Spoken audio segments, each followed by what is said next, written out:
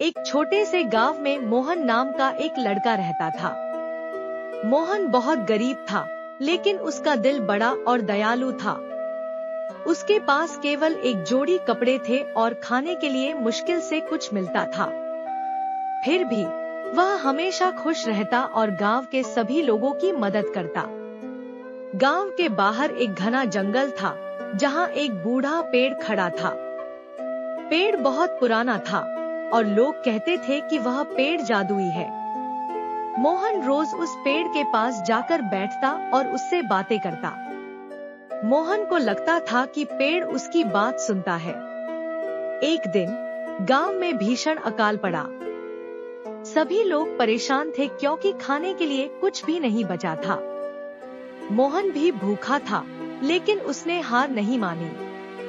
वह अपने दोस्त बूढ़े पेड़ के पास गया और अपनी परेशानी उसे बताई। पेड़ ने धीमी आवाज में कहा, मैं तुम्हारी मदद कर सकता हूँ मोहन। तुम मेरी कुछ शाखाएं काट लो और उन्हें बेच दो। इससे तुम्हें पैसे मिलेंगे, लेकिन याद रखना, इस दान का सदुपयोग करना। मोहन पहले तो झिझका, क्योंकि वह अपने दोस्त को चोट नहीं पहुंचाना चाहता था। लेकिन पेड़ के आग्रह पर उसने कुछ शाखाएं काट ली और उन्हें बाजार में बेच दिया। उससे उसे इतने पैसे मिल गए कि वह गांव के सभी लोगों के लिए खाना खरीद सका। गांव के लोग मोहन के इस काम से बहुत खुश हुए, लेकिन मोहन जानता था कि यह उसकी मेहनत नहीं थी, बल्कि उसके जादुई दोस्त की मदद थी।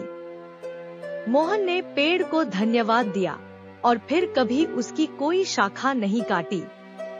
लेकिन जब भी गांव में किसी को जरूरत होती, मोहन पेड़ के पास जाता और पेड़ हमेशा उसकी मदद करता।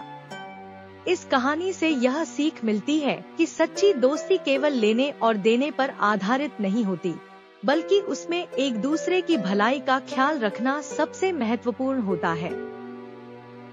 अगर आपको हमारी ये कहानी सुनकर अच्छा लगा तो लाइक करें और इसी तरह की और कहानियाँ सुनने के लिए हमारे चैनल को अभी सब्सक्राइब करें। थैंक यू और अपना ख्याल रखें।